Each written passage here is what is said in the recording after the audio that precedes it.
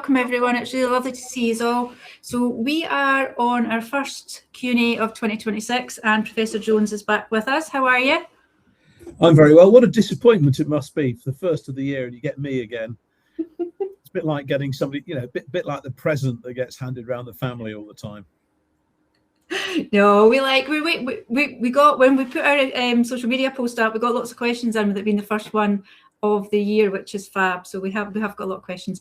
Just a wee reminder on our disclaimer before we get started. So just remember that these Q&As don't take the place of a consultation with your own clinician. In these sessions, we're aiming to provide general medical information and not medical advice. So I'll read out the questions that have been sent in, but we'll generalise that in the response for it as we go through it.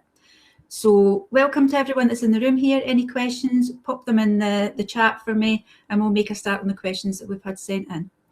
So our first one is, are nighttime leg and feet cramps associated with PBC? Yes and no. Can I just say you look very well, Mo? Oh, thank you. Okay, yes and no. So cramp is very common in the population. You can get it when you're dehydrated. You can get it when the salts are a bit abnormal in the blood. And so you can get it when you're dehydrated because you haven't drunk very much. You can get it if you're dehydrated because you're on diuretics, which people sometimes are for peripheral fluid. The thing to watch out for is a thing called restless legs, which is one of those conditions that rather says what it does on the tin. So it's a condition where you get sort of jerky movements in your muscles, and that is actually commoner in PBC than in the general population and is associated with fatigue. Now, nobody quite understands it, so whether it's a kind of brain thing or whether it's a muscle thing, so that is common. I think the sleep is the key thing with it. I think it gets in the way of people's sleep. It wakes you up. We've all had a kind of sudden start, haven't we, where we wake up at night, and this is something that you get a jolt through the legs, so it's quite disconcerting when people get it. It is treatable. There's a drug called pramipexole that we use. We published as so many obscure things in PBC, we published on this a number of years ago, a group of people who did quite well with it. So if you are getting not the odd jolt of the muscles, but something that feels like it's more than that, then it is worth talking to the doctor about it. Pramipexole, it acts as a sedative, stops that, improves people's sleep. It's a recognised treatment. So cramp, not per se, other than if people are dehydrated for reasons. Just watch out for crampy style movements that are restless legs. Great, thank you. What are the main treatment options for managing esophageal varices? So that's a really good question. Ooh. Was that a bing bong at your end? That was a bing at my end. Oh, okay. Is that the Amazon driver arriving? I wish. It's always the Amazon driver. I know when my children are home because all meetings get disturbed by the Amazon driver. Right. Okay, so let's rewind that one a little bit and talk a little bit about varices. I don't think we've ever actually talked about varices in one of these Q&A sessions. That's fascinating, isn't it? No, I don't think in any detail. No. Yeah, I certainly not really talked about it. So everyone knows the history of cirrhosis in PBC, right? And cirrhosis, to go right back to the beginning, is a process that happens with any type of chronic liver disease. Okay, so chronic injury to the liver tries to regenerate at the same time. So it tries to regrow.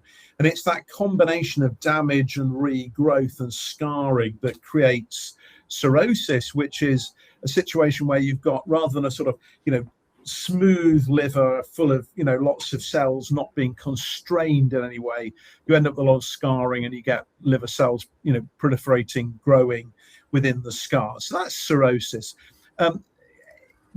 PBC was originally called primary biliary cirrhosis. Everyone knows that. The history of the name change, everyone knows.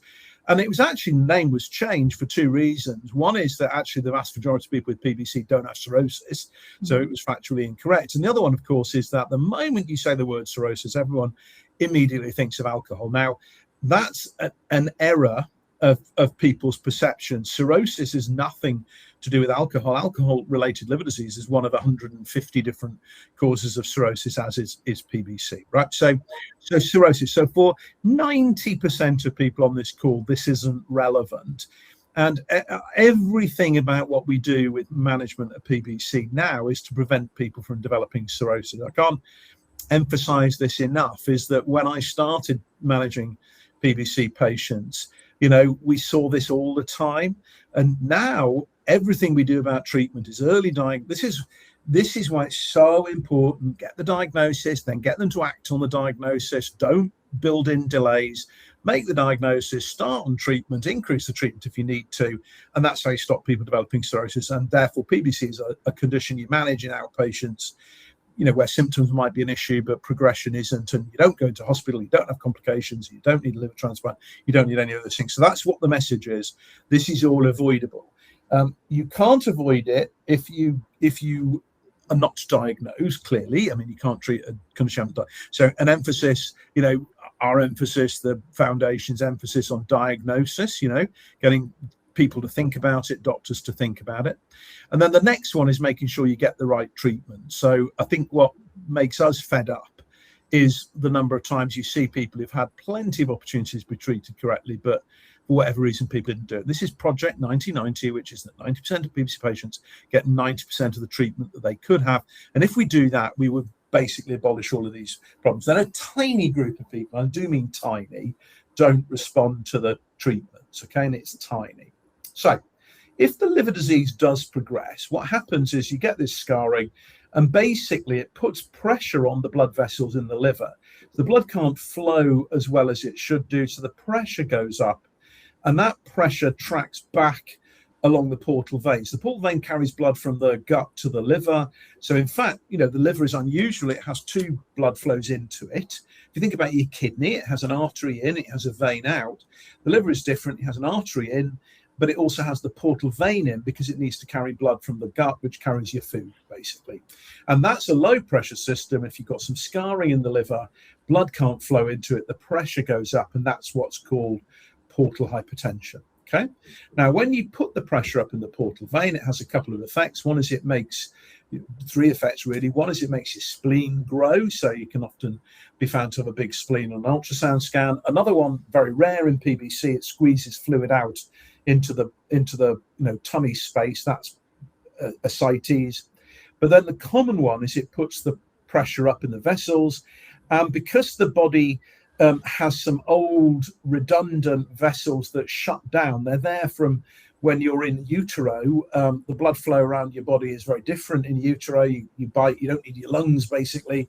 You don't need blood flow through your lungs because your lungs are not working. So once you're born as a baby, everything changes around. You shut some of these blood vessels down, but they still remain there. And to cut a long story short, if the pressure goes up in the portal vein, you open some of those vessels up. And those vessels are higher pressure and a bit vulnerable, and they can bleed.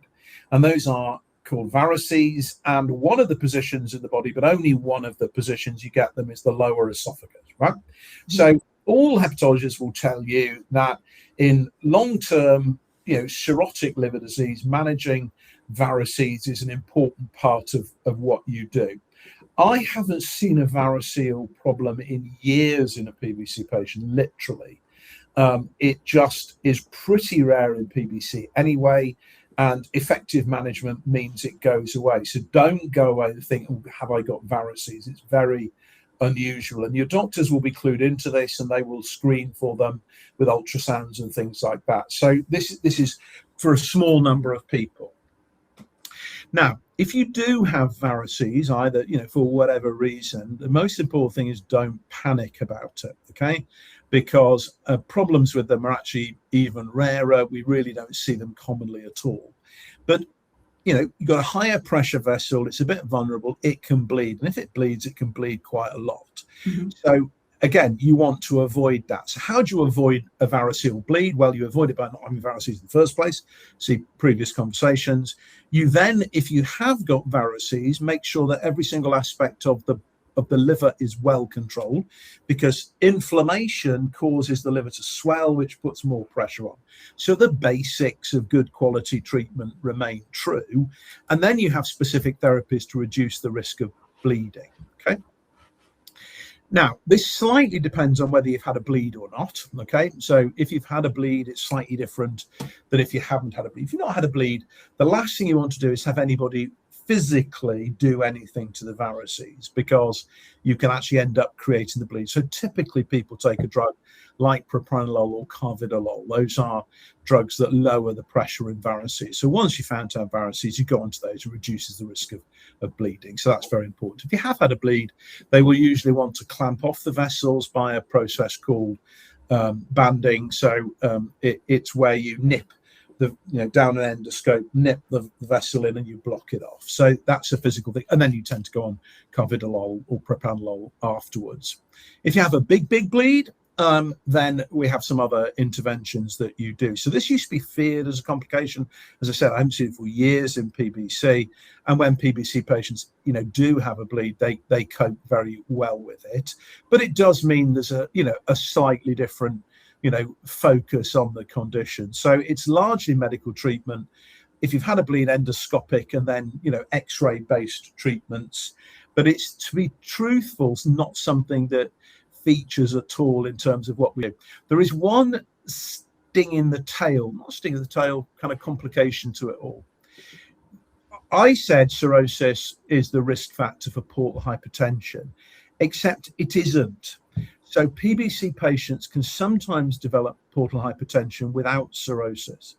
And in that way, people like to name things. That's non-cirrhotic portal hypertension. I mean, it does what it says on the tin.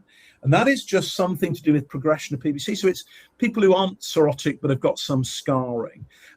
So it doesn't mean you've got cirrhosis if you've got varices. How you treat the varices is the same, because it's the bleeding risk that you are treating. So if you have got varices, you do have to take them really seriously. But actually, for the vast majority of people, they are simply not an issue at all. But I think it's a good topic. Remember, though, everything is about, I tell people all the time, I got a note from my hospital manager saying I wasn't seeing enough inpatients in my clinical work, because that's how the NHS, money transfers, inpatients, the hospital gets more money. So I wrote back to them saying, so do you think so? Thank you very much for the compliment. The whole point being is we don't ever see our patients in the hospital because we don't need to. So prevention, simple things done well, prevention, being on top of it from the very beginning simply prevents these problems. And that's where people will know Kath, our specialist nurse, she watches all of these things. We watch all of our people, and we make sure that everybody, we do project 100 in our clinics. We're not immortal, 98 right? Is that attention to detail is absolutely what you need to do, and that's how stages of prevention. And even if you have cirrhosis, remember you can still prevent. It isn't cirrhosis per se that is the problem. There is no scoring system with PBC that actually identifies cirrhosis as something that gives you a bad prognosis. It's the complications of it. So even if your doctor says you've got cirrhosis, again, don't panic. It's the detail. Bang, bang, bang, bang, bang. Great. Right, on to the next question. Diagnosed PBC over 20 years ago, no side effects, but lately I get itch on my hands and arms. Been taking antihistamine and it seems to calm it down. GP, I've got little knowledge of PBC. Is there a treatment I should ask for? Could we cover the itch treatments, just the different ones that are available just for people? Yeah, okay. Just to add to that, that's unusual. That story is a little bit unusual, okay? So with PBC, in our experience, you tend to either have itch or you don't. And if you don't have itch, you don't tend to develop it, okay? Generally speaking. So it's there from it's not usual to have it come on 20 years later, just as an observation, okay? And that's important, because if you're sitting there thinking, I've had PBC 19.5 years, am I going to develop the itch? Actually, it's very unusual to do that. Obviously, first thing to say when people get itch on the hands and feet is quite a characteristic PBC thing, okay? There are very few things that cause your itch itch on the palms of your hands and the soles of your feet, very few. But PBC is one of them. Obviously, hands, you can get allergic things. I mean, kind of obviously, that things hand cream, occupational stuff, things like that. So always have a thought: is it that? Feet less so, but washing powder possibly. But most people actually, it's usually pretty obvious if it's allergic because you've got a rash there. And PBC, you don't have the rash. So PBC itch is, if PBC itch has developed after 20 years, then PBC itch has developed after 20 years. It isn't an issue other than the symptoms it causes. It doesn't mean anything. It doesn't mean the disease is worse. It's just what it is. We would tend to avoid antihistamines for two reasons. One is GPs love them, pharmacists love them, but neither GPs nor pharmacists really understand PBC. And the problem with antihistamines is twofold. One is they don't particularly work for this, and the other is that they sedate. And so even non-sedating antihistamines, it's only relative. So we tend to avoid them. We have a range of treatments for it. First thing to say is that simple topical things are often a good way to do it. Moisturizing cream, vitamin E cream, bath oil, and things like that. The foundation are good at guidance on these sorts of things. So don't underestimate the importance of those. Remember, you don't have to get rid of the itch, you just have to get to the point at which you don't notice it anymore. And so there's a lot of good practical guidance about that. Yeah. And what works for you, right? So don't go straight for pharmaceuticals, just think of those other things. And just, soothing creams are quite useful.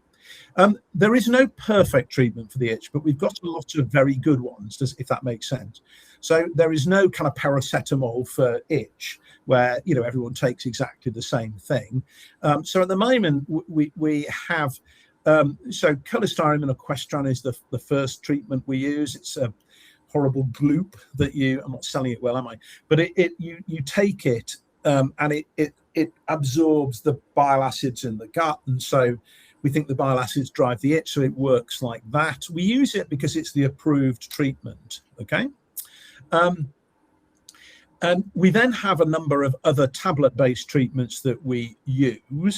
We used to use a lot of a drug called rifampicin, which is an old-fashioned antibiotic, which actually works very well. It's quite a step up in terms of, it's something that's a serious medicine, and so you wouldn't do it. This is why one of the questions we ask about itch is it bad enough for you to want to have a treatment? Doctors all the time fall into this trap that if you look at, according to some doctors, 2/3 of people have itch, and according to others, it's 1/3 of people with PBC have itch. Mm-hmm. And the answer is it's 2/3. But half of those 2/3 have itch, but actually don't want or need treatment for it. But you did ask me if I had itch, and so I've said yes.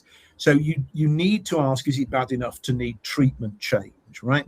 And then you get a different answer. So, if you need treatment, you need treatment. And it's useful for you to get a sense of what works for you so that you've got a plan.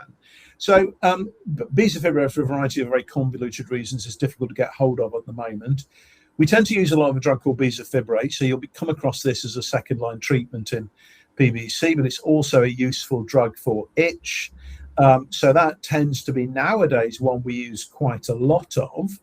And then some of the newer drugs that are second-line therapies, if you need better PBC treatments, so elafibranor, seladelpar are quite good as itch treatments. So we have a range of them.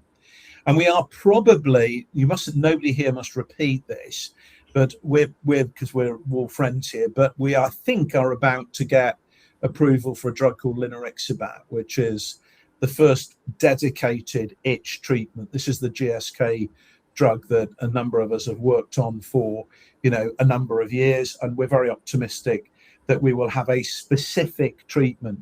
And the way it works is that you would actually probably be able to use it episodically, that, if you're having a bad week, you take it and then you stop it and it will work again.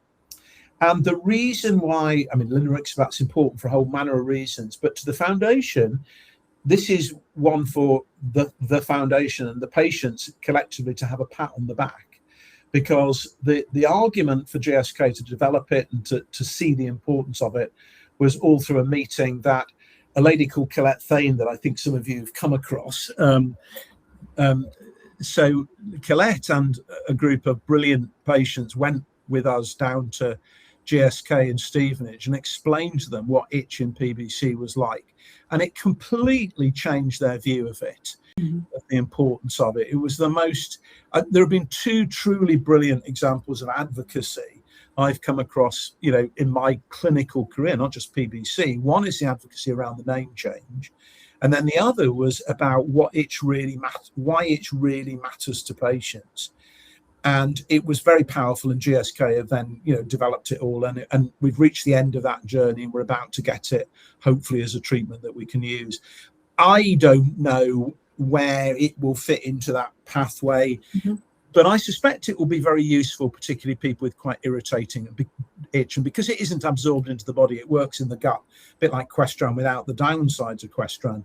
I think it will have a real use. So watch this space. We'll obviously return to this as and when it does get approved. But it's a big step. It's first ever properly licensed treatment for a symptom in PBC.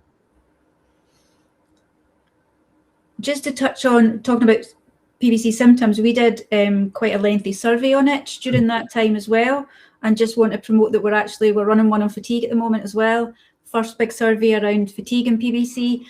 Some information went out about that today on our socials again. So just a reminder of that, if you do have fatigue as a symptom, we've got a survey running at the moment that you can take on our app or also on our website. Please do. Like all of these things, these are for a purpose, and this is to scope the scale of the problem and the nature of the problem.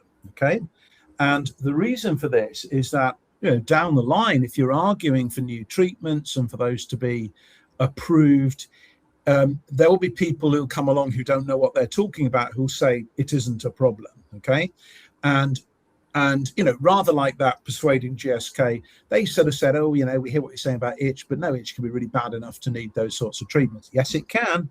And here are some people who will tell you in their own words what it means. And it's so powerful, those stories around it all. I mean, I can still, it gives me goosebumps to think about those people and their stories and, what happened. And a couple of them ended up needing transplant. We know them very well. It was so powerful. But unless you hear it, it's an itch score. This is why when you look at trials and things with itch, it's all, an itch score out of 10 and a 3-point improvement, all of that. That doesn't remotely express what we're talking about. Yeah. So I think the survey work, and in particular, any of these things where you have the opportunity to give examples of what it means to you, is really powerful, because people sometimes struggle to understand what we're talking about because they sit in ivory towers and don't really talk to people. So please do that survey. We think that where itch started out, fatigue will follow in terms of therapies, and I think we are cautiously optimistic of good news in this direction at some point. And that's why I thought it was just useful mentioning that. But I think the bringing together the patient voice and something as powerful as that, the survey, so the more numbers, the more responses we get for that, the better. So please fill that in. Thank you. Yeah. So next question. What does it do to you that matters? I think that capturing, it's not people doubting, it's just not being able to get their head around it. Yeah, and just understanding how it affects people in their day-to-day life as well, so which is really important. So the next question is in relation to blood test results. Diagnosed in 2008, started on Urso 100 milligrams, and blood's normalised. They're still on that dose, which is correct by the calculator, but their GGT is creeping up. It's usually 70, the range is below 40, but it's now 106.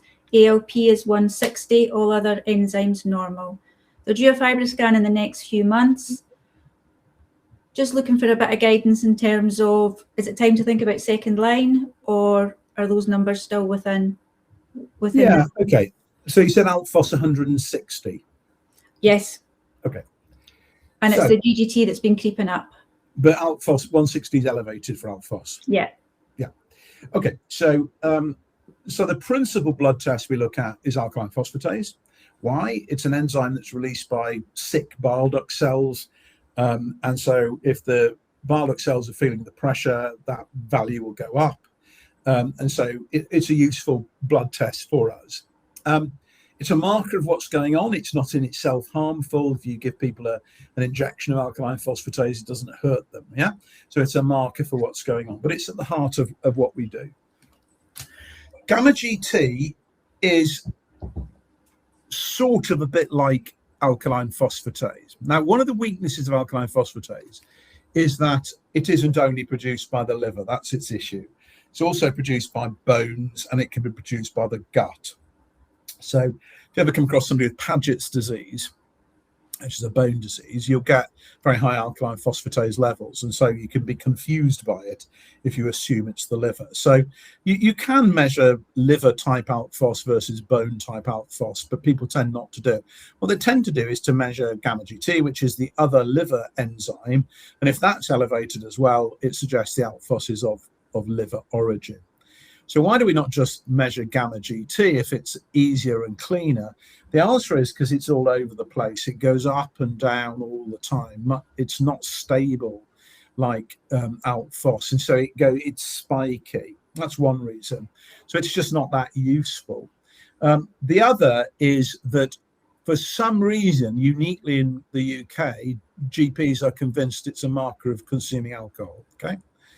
To the extent that if you were a public service vehicle driver, passenger vehicle, they would use your gamma GT to see whether you're lying about drinking. I mean, it's bizarre because it's got nothing to do with alcohol. It can be induced by alcohol, but it's also just a liver marker. So it creates all manner of worries and concerns with people. And we encourage people simply not to measure it. We do not measure it ever in my clinical service at all. We can have to do it as a special test. We only ever do it if we're worried that there may be another explanation for the alk phos being elevated.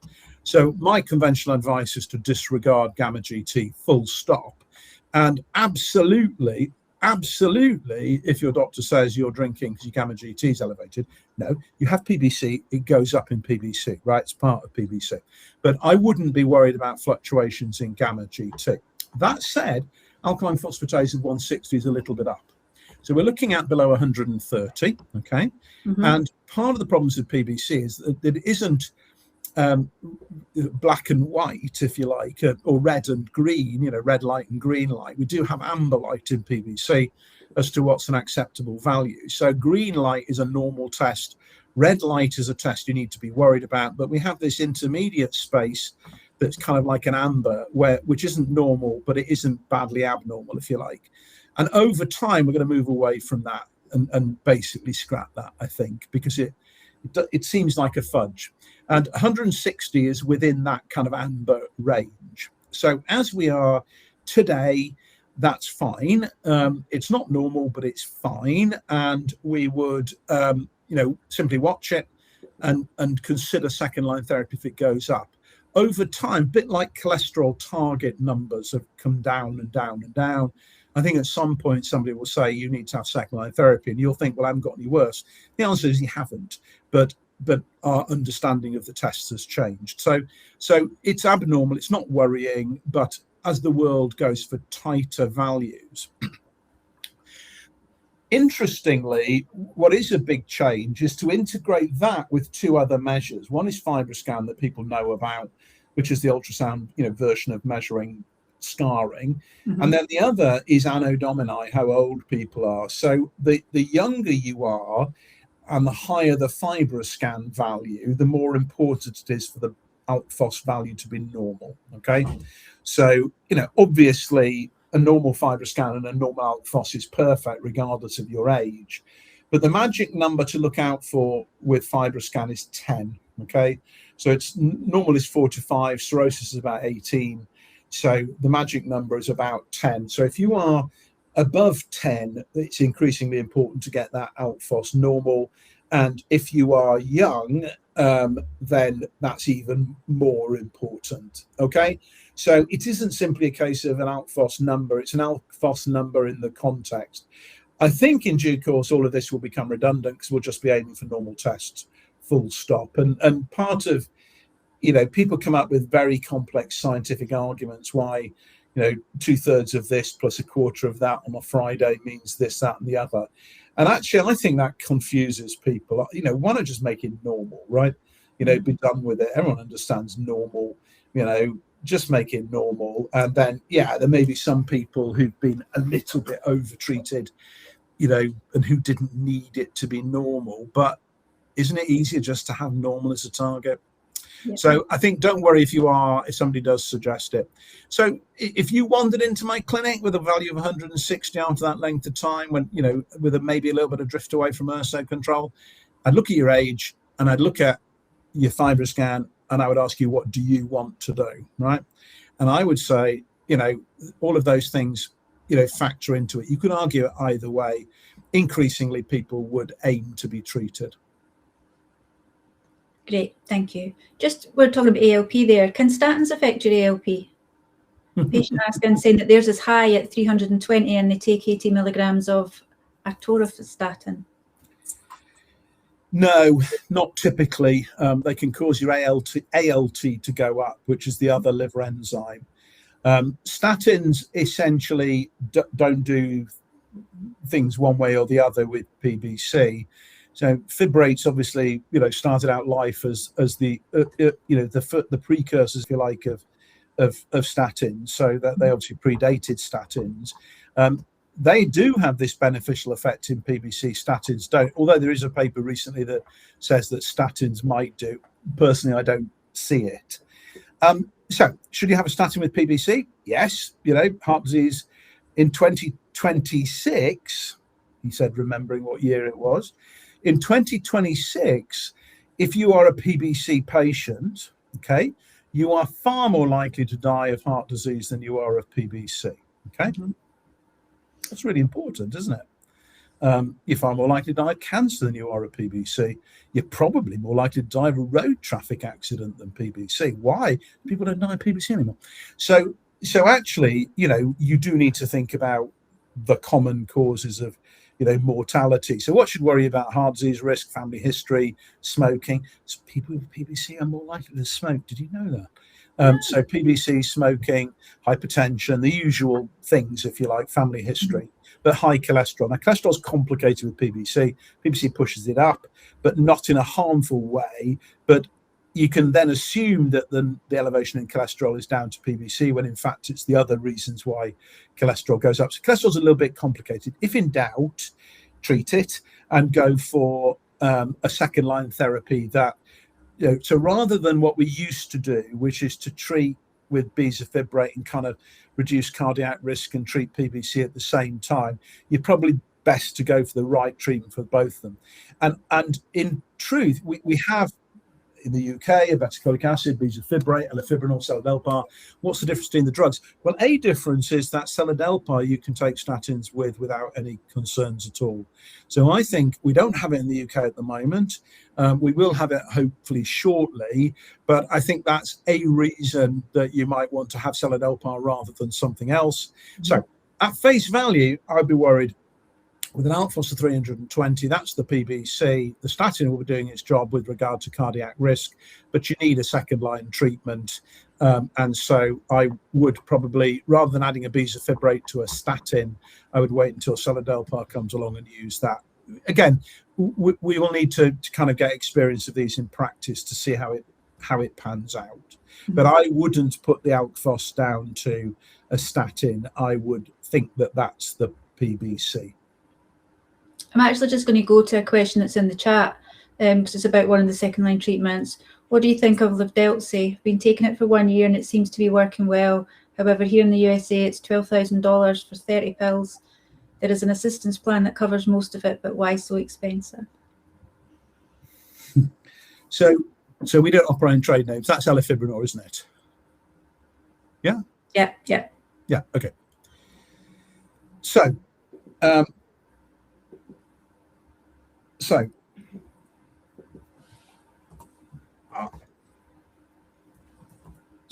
where we are with second line, right? Where we are with second line treatments is that Livdelzi, seladelpar. Is it right? Maybe just double check that there. I said yes, and then I was like, wait a minute. That's right, because we don't use the trade names. That's the reason. I'm not as ignorant. Yeah. And then I said yes, and I thought, wait, no. I'm not as ignorant as I just appeared. It's just that we don't operate on. We're not allowed to use trade names, right? So Erquivo is elafibranor. I mean, there are people. Just by the by, there are people who sit in offices making a large amount of money thinking up these ridiculous names that nobody can then ever remember. So that's a nice job for somebody, right? So seladelpar. Yeah. So the new drugs that we've got, elafibranor and seladelpar, to us appear very good. What they do is undoubtedly improve the biochemical tests. Okay, it is difficult to show survival benefits simply because PBC, is such a slow disease, and that's a challenge in the field. But we would eat our hats collectively if they didn't improve survival, reduce need for transplant, etc. They also appear to not have downsides, right? And I say that advisedly because, it's easy to be certain that not knowing of a downside is not the same as knowing that the downside isn't there, if you know what I mean.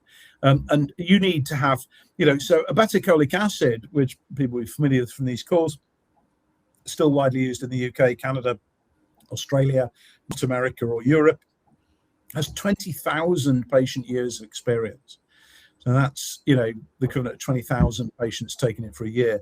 And it's only when you've got these immense amounts of experience do you really get the pictures with the drug. So there's a caveat there. So they seem to us to be very effective. They certainly, really improve the blood tests. They are likely to improve survival. They do it without much in the way of side effects, which is important because you're going to be taking them for a long period of time. And seladelpar in particular. Oh, by the way, the comment about magnesium, presumably that relates to cramp. And you're absolutely right. I heard my wife just talking in my ear there because I get cramp all the time and she force feeds me with magnesium. So that's not a medical, that's a personal experience that magnesium really helps. So I just seen that. Okay, so in our experience, it works really well. We don't have a feel for the itch effect because we don't use it, so we don't have access to it. And certainly the trials suggest that. We don't see problems with taking the drug. So they really do appear to be an important step forward. Okay. Now, cost. It's really difficult for me to comment on that for two reasons. One is that, in a sense, that's not something we tend to do. What we do is look for the benefit and that they're there, and it becomes almost, political. And that's quite tricky. The other thing, of course, is that, the cost of that drug, if it was in the UK, will be £12.80 a month. Which disappoints many people in America because that's quite cheap. And that's because of our social care system. So it doesn't matter which of the drugs you take, it costs the same amount. And so those issues are not ones I have to wrestle with my patients. Okay. Now, this is where it's very difficult because to what extent does that drug warrant that particular price? So why are drugs expensive? Why are drugs expensive? Well, it takes a long time to develop them. So I've been working on seladelpar for 10 years now, from the first trial all the way through to, license in practice. And so, that costs an awful lot of money and that's kind of got to be recouped. And if they can't recoup it, nobody's going to develop the drug. So, and the problem is that, whereas statins are very cheap because millions of people will take them, there aren't millions of people with PBC. So, is the company making vast profits out of it? Almost certainly not. They're recouping the costs of having developed it. And the problem is that if they can't recoup the costs, they won't develop it. And then we'll be in a situation where you don't have treatment. So it's not as simple as it's not. And the other thing, of course, remember, is that something like 1 in 10 drugs that gets to a late stage trial makes it into practice. So the costs of those other drugs that fail have also got to be absorbed. So it's a sort of philosophical question, how much is too much? And without, that might be an argument for a socialized healthcare system. I don't know. I don't do politics. What I would say is a drug that people can't afford to take is an ineffective drug, right? And I think and there's a whole debate at the moment about where bezafibrate fits into the landscape, because PBC fibrillation is not licensed for PBC, it's not been properly evaluated, it improves the blood test, but it has some issues. And there's an argument whether it's ethical to use it or not ethical to use it, and all of those things. And there are some strongly held views. My view is that you do have to take safety seriously. I think advocating a drug that's not had full trial and safety assessment, nobody even knows how many thousand patient years of bezafibrate there have been, because nobody's collected the information. So, we don't want to have nasty surprises down the line. We don't want to have nasty surprises. And I'm afraid there are nasty surprises. My sister is a couple of years older than me and always tells me that, my mother was offered thalidomide for sickness during pregnancy, but chose not to take it when she was pregnant with my sister, So safety is really important. So in this debate, one of the things that I've said in one of the pieces we've written is that a drug that people can't afford to take is an ineffective drug, and a cheap drug that people can afford to take rather than perhaps a slightly better one that they can't afford to take is by definition a more effective drug. And so you do have access to a drug called fenofibrate in the States. It's a generic. It should be really cheap because it's generic, and it is, to me, probably, it's difficult to say, maybe 70% as effective as seladelpar. If money's no object, seladelpar is better. But if money is an object, 100% of fenofibrate is better than 0% of seladelpar, right? And I think that's important to remember. You'll do it. So I think it's an important aspect for healthcare programs and insurance companies and things like that. It will take a while for the true benefits of these drugs to work through, because ultimately, we were talking about varices before, but variceal bleeds are very bad for you as an individual, pretty horrible to have. They're also very expensive because you end up in ITU and you have surgical treatment and all of those things. You maybe end up with a liver transplant. So the rationale for prescribing and reimbursing, as they call it, paying for an expensive drug, is that it stops you having an even more expensive thing happen. But in the early days of a treatment, you've got the cost of the treatment, and you probably wouldn't have had the expensive things. Do you know what I mean? Is that, it's like, before you go on holiday and have a really nice time, you have to have the misery of Heathrow Airport. Other airports are available, so you have to see the whole of it. But we feel these treatments are worth it. However, not at any price. And I do think if cost is a real issue, then the fibrates are almost as good, although with more question marks about, but they're sure as anything better than nothing in those situations. I hope that makes sense. At the end of the day,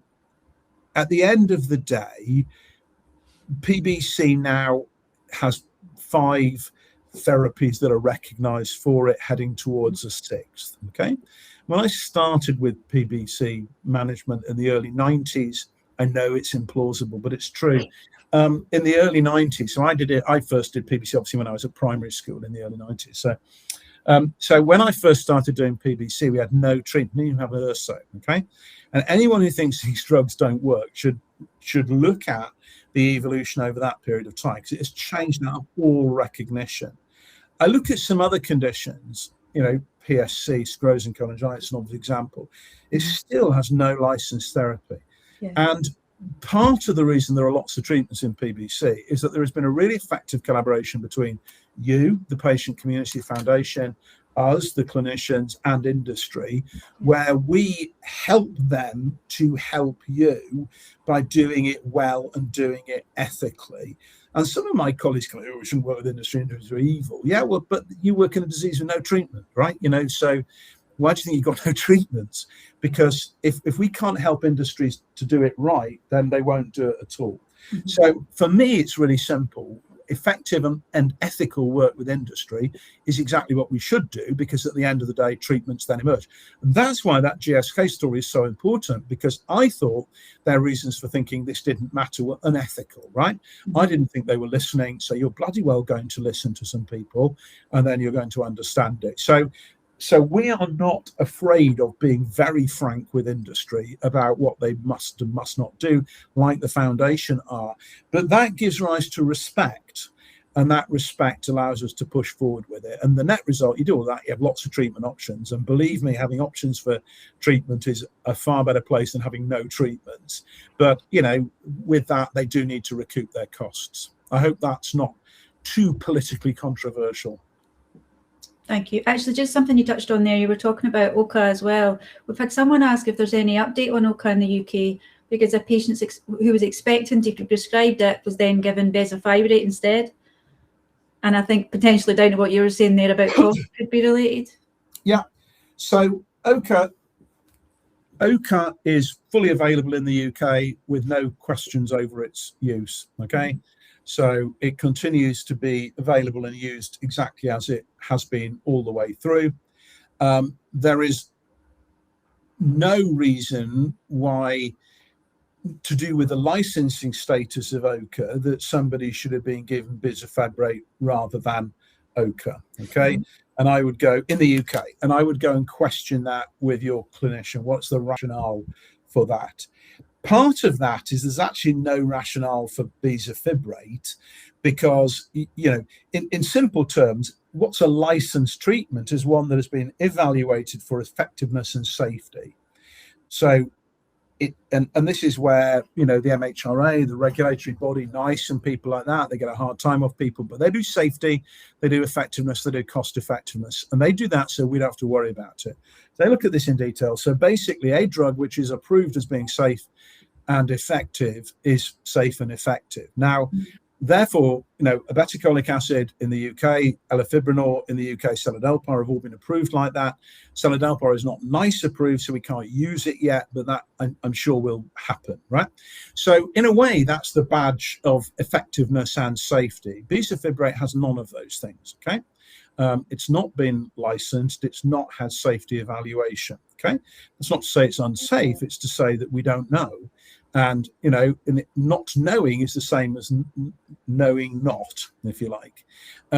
So we just need to be very cautious about that. So there are biological differences between obeticholic acid and bezafibrate to do with how they work. But bezafibrate is a sort of much weaker version of elafibranor. So actually, there's no scientific reason why anybody should get bezafibrate other than for itch control if you don't need second-line treatment, which is you can't use elafibranor or seladelpar for. It's to do with their, you know, NHS rules. So we use bezafibrate mainly as an itch controlling treatment or to do as an add-on therapy with obeticholic acid. But standalone bezafibrate therapy, we would tend not to do. And I would go and question that with your doctor, because they're either misinformed or they're kind of doing things for slightly the wrong reason. And they will often turn around and say it's cheaper. And that's very difficult because, you know, in the NHS, NICE assessment is to do with the cost effectiveness of treatment. And, you know, at the end of the day, it's not my job to do NICE's job for them because I'm not a health economist. So the reason we have NICE is to assess whether things are effective and cost effective. And if they say that elafibranor and obeticholic acid are effective and cost effective, then who am I to criticize or question that? So I think if a doctor is doing it to save the health service some money, believe me, I've worked in the health service for a long time. There are plenty of ways the health service can save money, but they are not primarily by using less safe and less well-assessed drugs. So I think that's potentially the wrong reason for doing it. There may be a specific reason. I would struggle to know what it was. But if obeticholic acid is the right treatment, it remains entirely available for use with no anticipated restrictions. Ditto Canada, ditto Australia. We could literally spend a week discussing why some of the decisions around obeticholic acid happened. They've happened. There was a legal case. There was a legal case going on about elafibranor at the moment in Europe, in America. Sorry, obeticholic acid. I must correct that. Obeticholic acid in Europe. Who knows where that, you know, will end up? So it's messy, I'm afraid. But we still use obeticholic acid widely. It has a very specific action, a very specific benefit. So go back and question that with our doctor. I think so. Yeah. going to take a question that's in the chat now. It came in just at the start of the conversation we've been having. Link between PBC and lung issues. Lung issues, yeah. Yes. So there are said to not be any, and I think that's wrong, actually. I think there are. So there are two ways in which I think, I mean, you've got to be aware that obviously, lung conditions are common in the population. I said people smoke more with PBC. We all know smoking and lung disease. I think there are two connections, and we certainly do investigate it along these lines. And they are not necessarily the types of lung diseases people first think of. So there is an association with lung fibrosis. So lung fibrosis is an inflammatory condition, and which is a cause of shortness of breath. And the other one is a condition called pulmonary hypertension. So we're all used to hypertension, which is where the artery blood pressure is high. But remember, you have an artery that goes from the right side of your heart up into the lungs, and then veins back into the left side of the heart, and then the artery out the left side of the heart goes around the body. So we're left-sided hypertension is what we think of as hypertension, but you can have right-sided hypertension, which is pulmonary hypertension. That can also be associated with shortage of breath. They can also both interestingly be associated with fatigue. Okay, so and they are not the most straightforward conditions to diagnose. Right now, I'm a doctor, so I could be critical of doctors. Okay, doctors operate on the basis that if it looks like everything looks like a nail to a hammer, right? And so they will always tend to shoehorn. You see this with alcohol and PBC.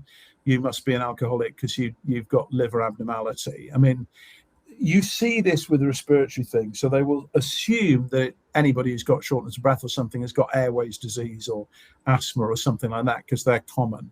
So the two associations are those. They do need particular types of imaging in order to be able to diagnose them. So it's an argument if people have got breathing problems with PBC, not to assume it's something common, because common things are common. Just think about those possibilities. They're not, those tests are widely available, but they're not the ones you would necessarily first do. So for lung fibrosis, it's breathing test followed by a chest CT. And for pulmonary hypertension, it's a cardiac echo, actually, is the first test. So you do need to just persevere with that. If you've got breathing trouble, if you don't smoke, it's not airways disease, right? And asthma, if you don't wheeze and it doesn't get better with an inhaler, it's not asthma, right? So it's easy to put it down to those sorts of things, and it is just work. Both of those things are very treatable nowadays, but you do need to diagnose them. It's the same old story. So just be persistent with that. That might, he said, making work for himself, might be a good bare facts article. Breathing shortness of breath in PBC, what could it be? I'll throw that in. We should maybe think about writing that, actually. Yeah, no, I'll take a note of that, because I think that is important. I would just like to pop back to something that's in the chat, actually. So just, how we were having the chat about OCA. Yeah. Just this is quite a concerning one. It's told by NHS consultant they can prescribe bezafibrate as it's cheap, but OCA would be over 2k per month, which is too expensive. Patient's 36, ALP not normalised, latest was 135.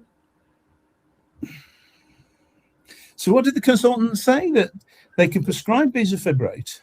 Yeah, as it's cheap, but OCA would be over £2,000 per month, which is too expensive. Wow. So just to confirm, because the person still with us here, is to say you've not been able to get access to OCA because of that. No, they've not got OCA. Okay. 35. 36. I'm going to pop my email address in the chat. I would like you to follow up with me, please. Right. I mean, I think that raises a lot of really important issues, right? I mean, so remember what I said before? The cheapest risk test in PBC costs nothing. It's date of birth. And we do see people who develop PBC in their 20s. 30s is pretty common. I saw a lady in the clinic a couple of weeks ago who was 51 and I've been managing her PBC for over 20 years. So it happens. And obviously there are two things about young age. One is you need more years out of your liver. So if you're 31, you should have a reasonable expectation of 50 years life. So you've got to get this right for 50 years. And also it does seem to be a little bit more tricky to manage. It's less likely to respond to therapies and things. So anybody who's heard me talk to doctors about this, the bang, bang, bang, the take-home message, look carefully at the young patients, because they're also a little bit different. It's always just a little bit different in younger people. I mean, I just find that, I'll be honest now, I find that gobsmacking. I find that gobsmacking that how arrogant is that it's you know, one of the things that's drilled into us as students and as we train younger doctors is don't play God, right? Don't play God.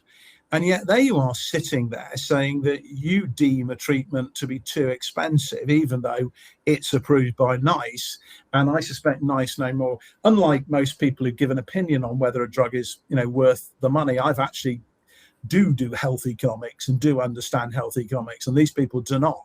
And so you're not going to give the approved treatment because you, Lord God Bountiful, has decided that it's not worth it.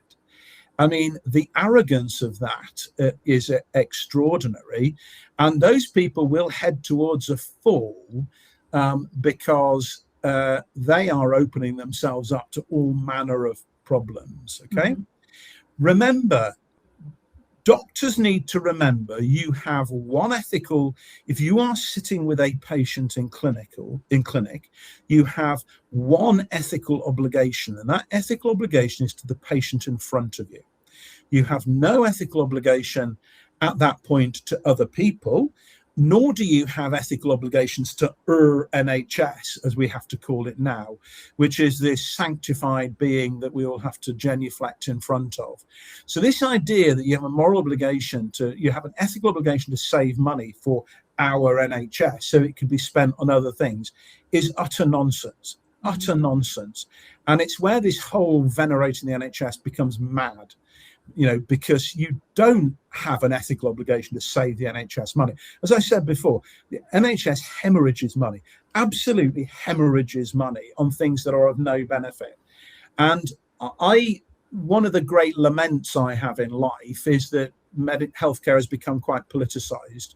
Anybody who watches the junior doctors and the BMA will know that. And this idea that there's a political imperative to the common good of saving money by selecting this patient to not have a treatment versus that patient who does have a treatment because you know the answer as to what it's worth. I mean, haven't even involved the patient in the discussion about what it's worth it. I mean, my response to that is you need to find another consultant, frankly. I mean, that person is probably beyond hope. I've put my email address in the chat, but please, if anyone's on with us just now or watches this back, if you're having problems accessing OCA because your doctor said they won't prescribe it because of cost, please email me. It's mo@pbcfoundation.org.uk or mo@pbcfoundation.international. Please reach out. The foundation, I mean, I get angry about this and I apologize for any intemperate language. I get really cross about this because we have come so far in this journey, and I'll keep coming back to the fact that how this disease has changed over 35 years to being something that is fully controllable, but then to decide not to do that because you in your infinite wisdom have decided it's not worth it. Interestingly, most people who say those sort of things are very happy to give very expensive antivirals to people with hepatitis C who then go off and take drugs again, right? So they're very happy to do that. There's something about PBC, whether it's this mental block, it doesn't matter. Maybe it's just women, maybe it's women of a certain age. I don't know which prejudice it is, but this is prejudice. And I think, you can have a sensible discussion with some people, but, there are certain aspects to that which are complainable, to be honest. Because that's not they must do what's in your best interest. If they feel that you are likely to get significant side effects from obeticholic acid, based on its biology, that's fine. That's absolutely fine. But because you, Mr. Knowing everything, have decided that it's not worth it, it's just not good enough. What's the difference? I'll tell you my joke. What's the difference between God and a consultant? God doesn't think he's a consultant, right? So it's really important. So the foundation are very hot on this. And I do always tell the tale of when this happened, and somebody was giving a patient the runaround in the clinic, and at the next clinic visit, Robert was waiting in the waiting room with them. Okay. Yeah. Take Robert along with you for your appointment. Now, please, if anyone is having problems with this, please email me. If you think we're on a high horse about that, you listen to Robert, right? Yeah. Please. It's so depressing after so much progress over so many years. It is just soul destroying to see stuff like that. And for God's sake, at 30, but still not getting access to that one, the second line one that we've had for a while, still can't get access to that. I mean, at 30, and the truth is, obeticholic acid compared to most modern, therapies is not that expensive, actually. I mean, drugs are expensive. The emerging cancer therapies, are, £100,000 a year. I mean, you can argue about the morals of all of that, but I think somebody in their 30s, where you've got, you listen to everything I've said about normalization of treatments being the target of all of those things, then the pros and cons. That's not to say you or anybody should have obeticholic acid or any other therapy, but if you're not going to have it, it should be for a reason that relates to your own well-being and that's in your best interest, and that you are involved in that discussion. It's as simple as that. Is that it must be for your benefit, and it must be with you involved in the decision. We do not, everybody, this important point, we do not treat with second line therapy everybody who is a non-responder to URSO. Why? Because there are reasons why people may not want to do that, or whether it's not the right thing to do, or they've got other issues, or they've got other diagnoses or whatever. That's fine, but if you don't give these drugs, it should be for an active reason related to the individual, not a sort of global our NHS deserves money to be saved type of thing. And I know we got sidetracked a wee bit there, but I think that was a really important point to cover there. And certainly when we saw the comments that were coming in on the chat. So please do reach out to me by email direct, and we'll help with that. I know we didn't get through all the questions. We didn't, but we are back next week, and we'll bring any questions that we got sent in that we haven't got to today. We'll be back on the list for next week. Who's next week? Dr. Yeoman's back with us next week at 2 p.m. Oh, he's very nice. He is very nice. So we'll be back next week to get through the questions. And if there's any more, just send them in. You can send them in through the contact us on our website. Thank you so much for your time, Professor. That's been great. I always encourage people to join in as many of these as you can with as many of the different clinicians. Why? Because we all have a slightly different take on this. And I think it's interesting for you to hear other people's thoughts, because sometimes there aren't right and wrong answers here. And I think it's a perspective and things like that. And I think it is just useful to get a different view. So even if you've asked a question of, one of my sessions or Andy's sessions or something like that, then ask it again, because you would be, and one of the, when we teach, when we're training junior doctors to be hepatologists, we have a consultant of the week system. So, you'd be the consultant for the week. And they used to come back and say it was really interesting to be on with a consultant one week and then another consultant another week, because they were just slightly different, what they said and thought. And somebody once said to me is that, it's so useful as they were coming to being a consultant themselves, because they picked up little bits of how each person did it, and they'd kind of come up with their own way of talking to people and their own way of looking at things. And so particularly with a very nuanced condition like PBC, it isn't black and white. It absolutely isn't. Mm-hmm. And so just getting a sense of the different ways of looking at it, I think is you people will find it interesting. No, and we do love doing these sessions. I think it just shows as we start off the new year, we're still getting plenty of questions in. So please continue to do that. But do also remember, don't wait for the Q&A if you've got a question that needs a prompt answer. We're here all the time. We're here on the helpline. just give us a shout, and we can help separately from that as well. And as we've exemplified by all of this, and I do apologise if many of my language is intemperate, but it makes me cross, is do not accept substandard care. Okay. Yeah. Do not, right? It's not fair to you. It's not fair to your family. It's not fair to other PBC patients. The only way to change these things is to call it out for what it is, which is bad practice. Yeah. And if something's not sitting right with you and you feel that there is an issue there, chat with us about it. We'll help with that, but go with your gut. And a term that I love using is politely persistent. We'll just continue to be politely persistent until we get what we need. And just, I mean, I'm not saying anybody should take legal action against anybody, but the legal test is what would a reasonable expert regard as a reasonable practice, okay? And that's the test, is that you're not expecting everybody to be perfect. But if there is a licensed treatment for something, to not give it for some reason unrelated to the person, most reasonable clinicians would not regard that as reasonable practice. Yeah. And we're here to help with that. Thank you so much for your time, and I will see you again soon.